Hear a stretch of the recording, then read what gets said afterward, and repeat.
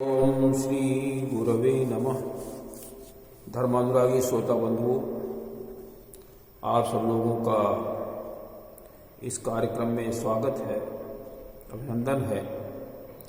आइए कुछ ज्ञान की चर्चा करें, उससे पहले गुरुवंदना करते हैं। ओम गुरुर्ब्रह्मा गुरुर्विष्णु गुरुरेव महेश्वरा गुरुरेव परब्रह्म तस्मै श्री गुरवे नमः। अखण्डमण्डलाकारं व्याप्तं येन चराचरं तत्पदं दर्शितं येन तस्मै श्री गुरवे नमः। मातृवत् लालयित्री पितृवत् मार्गदर्शिका नमो अस्तु गुरुसत्तायै श्रद्धा प्रज्ञायुता चया। ओम श्री गुरवे नमः। भगवान श्री कृष्ण का ध्यान करें।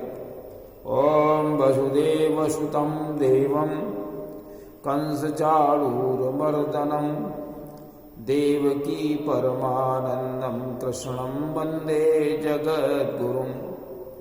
ओम श्री कृष्णाय नमः। सद्बुद्धि के लिए परमात्मा से प्रार्थना करें। हे विश्व के स्वामी, प्रकाश रूप परमात्मा हमारी बुद्धि को सन्मार्ग की ओर प्रेरित करें। सूत्र रूप में गायत्री मंत्र संस्कृत में इसे इस प्रकार कहेंगे। ओम भूर्भुवः स्वाहा तत्सवितुर्वरेण्यं भर्गो देवस्य धीमहि धियो यो नः प्रचोदयात्। गुरुवेद माता गायत्री की जय। त्र्यंबकम भगवान का ध्यान करें और प्रार्थना करें कि हम स्वस्थ रहें।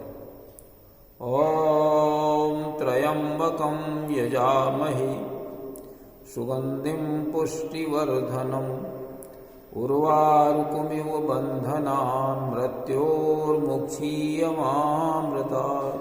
बोलिए त्र्यंबकम भगवान की जय। श्रोता बंधुओं, पिछले दिन हमने बताया था आप लोगों को कि ईश्वर की कृपा प्राप्त करने के दो साधन भगवान राम ने लक्ष्मण को बताए थे। पहला साधन तो ये बताया था कि कोई विप्र अगर मिल जाए और वो तुमको वेद की रीति से चलाए, वेद की नीति क्या है उसके अनुसार आपको चलाए, वेदोक्त कर्म पर आपको लगाए, तो ईश्वर की कृपा मिल जाएगी। और दूसरा, अगर विप्र न मिले तो फिर कोई संत मिल जाए,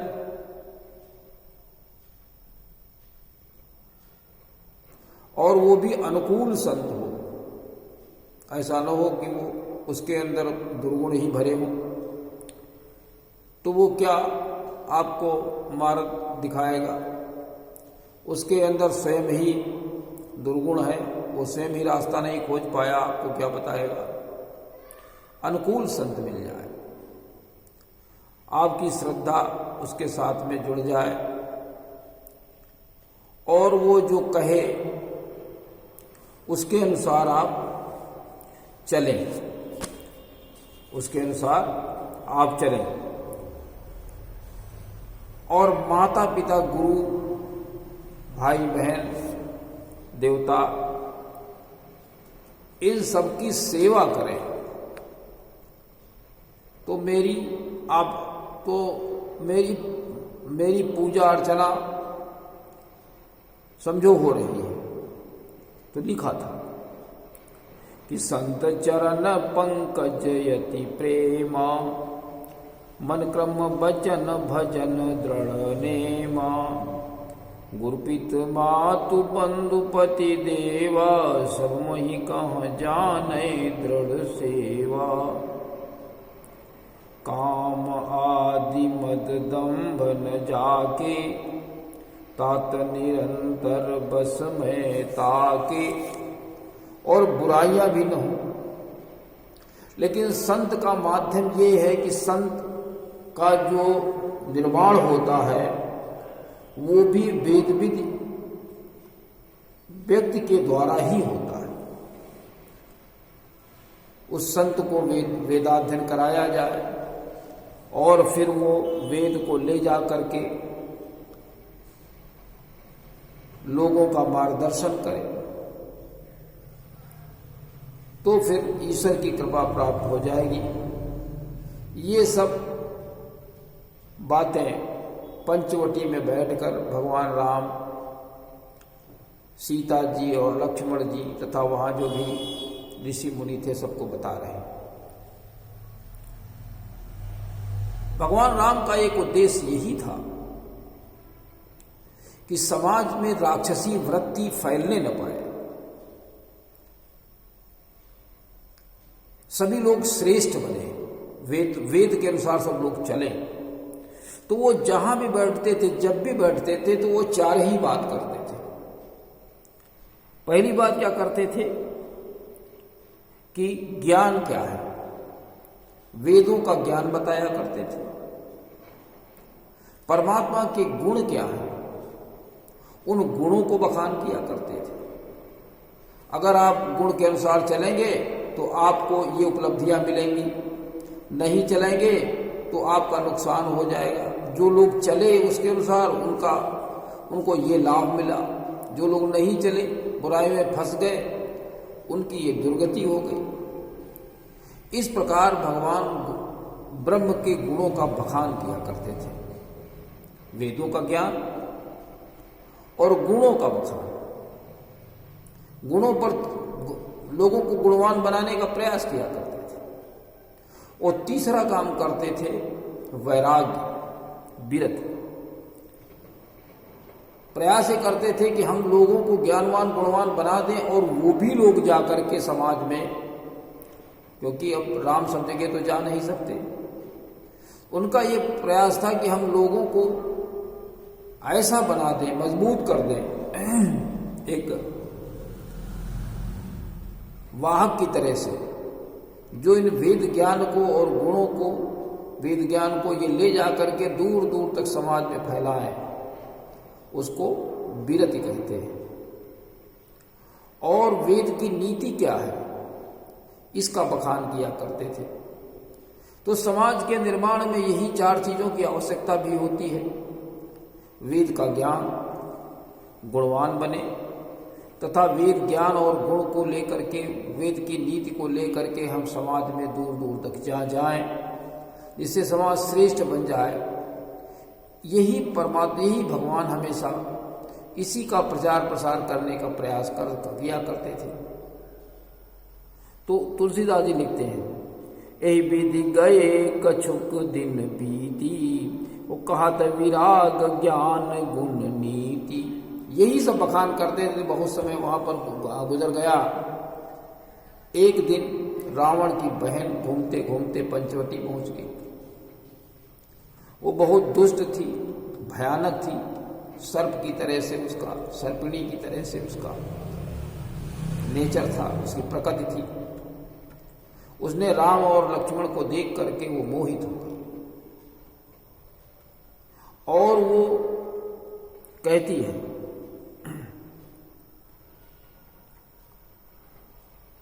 तुलसीदास जी ने लिखा कि सुपनखा रावण के बहिनी, और दुष्ट हृदय दारुण जस अहिनी। जैसे सर्पनी होती है उस प्रकार से वो दुष्ट थी और भयानक भी थी, कष्ट देने वाली थी। पंचवटी सो गई एक बारा, और देखी बिकल भई जुगुल कुमारा। दोनों को, भाइयों को देख करके वो कामातुर हो गई।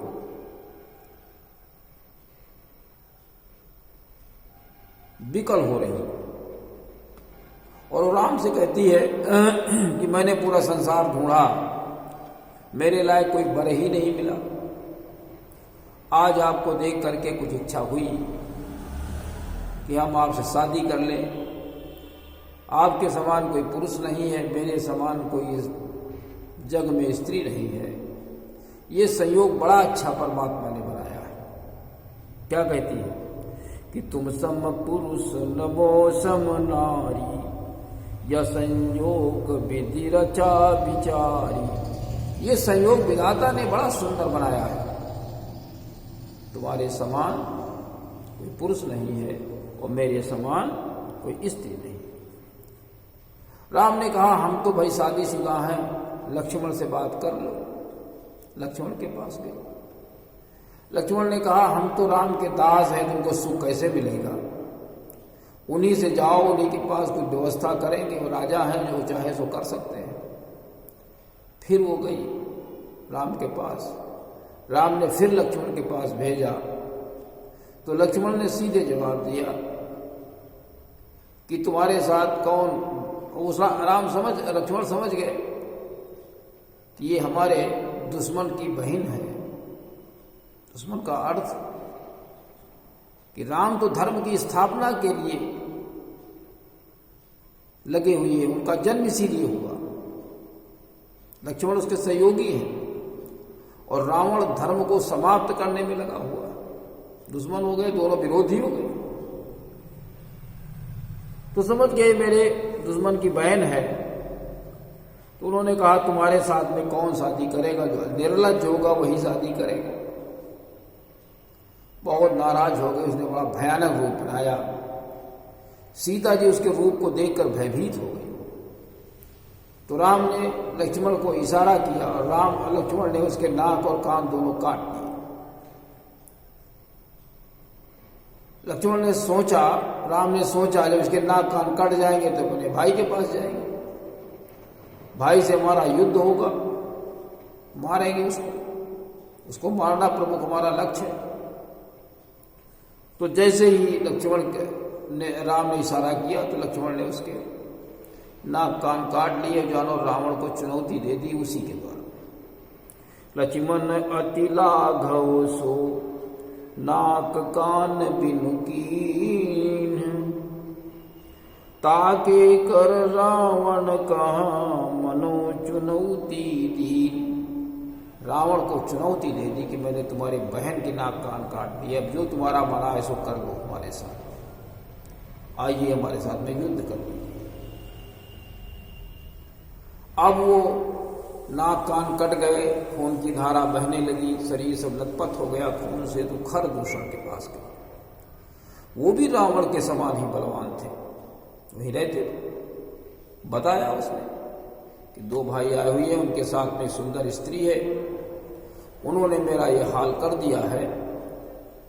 तुम्हारे बल को धिक्कार है, तुम्हारे रहते हुए इतने बलवान हो और दो बनवासियों ने मेरी ये हालत कर दी है, तुम्हारे बल को धिक्कार है।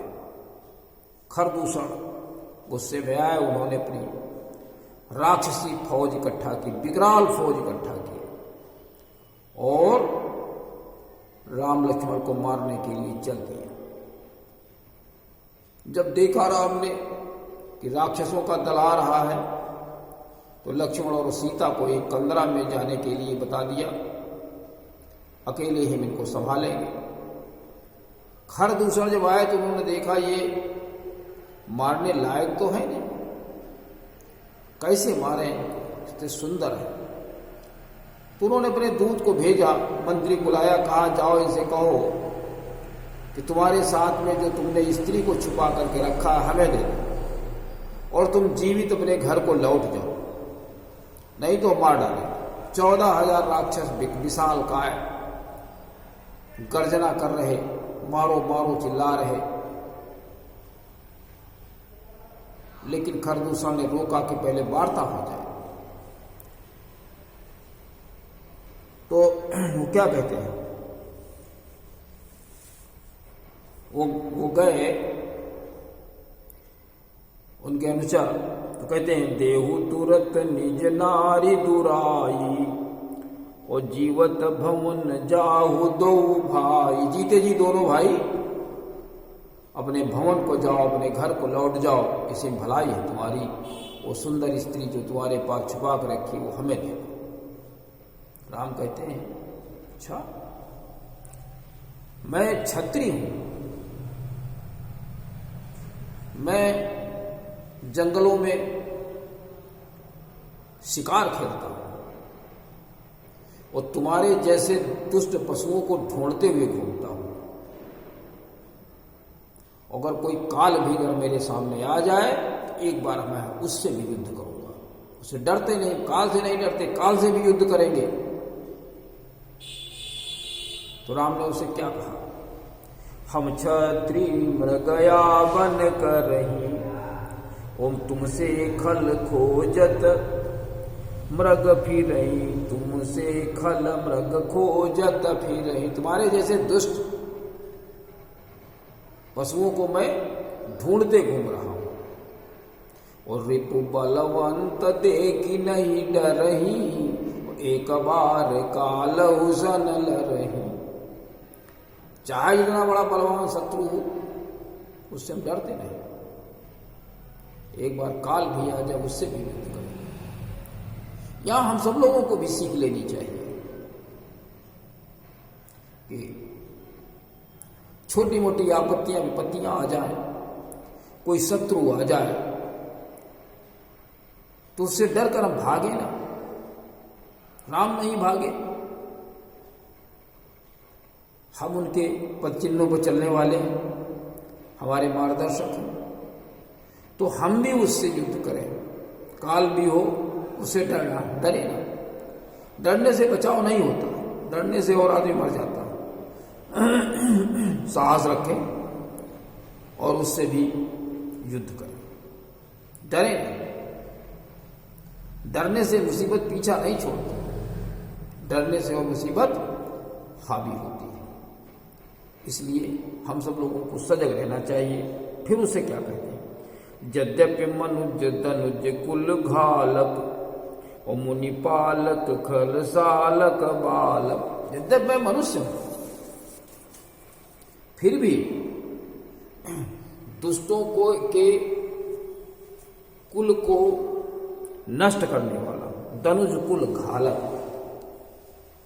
जो राक्षस है उनके कुल को समाप्त कर देने वाला हूं और मुनियों का पालन करने वाला हूं।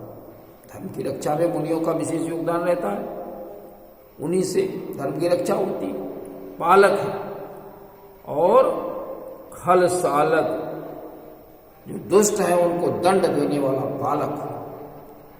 इस प्रकार से उन्होंने, राम ने जो दूत आए थे उनको जवाब दिया। तो आज के इस प्रसंग में कुछ बातें हमें हृदयंगम करनी चाहिए कि पहली चीज ज्ञान, गुण, वैराग्य और नीति, ये चीजें, ये संदर्भ हमें हमारे लिए कल्याणकारी होते हैं। इनको हम अपने जीवन में उतारें, वेद ज्ञान को ग्रहण करें, परमात्मा के गुणों को समझें और उनको जीवन में उतारें, जन जन तक फैलाने का प्रयास करें, नीति के अनुसार चलें और नीति पर लोगों को चलाने का प्रयास करें। दूसरा ये है कि हमारे सामने अगर समस्याएं आए, चुनौतियां आए तो उससे हम डरे नहीं, उनका हम मुकाबला करें। क्योंकि समस्याएं जब आती हैं और हम भागते हैं तो वो हमारा पीछा नहीं छोड़ती। तो हमें चाहिए कि हम कोई भी समस्या आए, चाहे वो स्वास्थ्य संबंधी हो, अर्थ संबंधी हो और ज्ञान संबंधी हो या दैवी प्रकोप हो, उन सब के निदान इस सृष्टि में हैं। उन सब निदानों के अनुसार हम उन समस्याओं से डटकर मुकाबला करें और उनको समाप्त करें। तो इसी के साथ में आज के कार्यक्रम का समापन करते हैं। ओम शांति।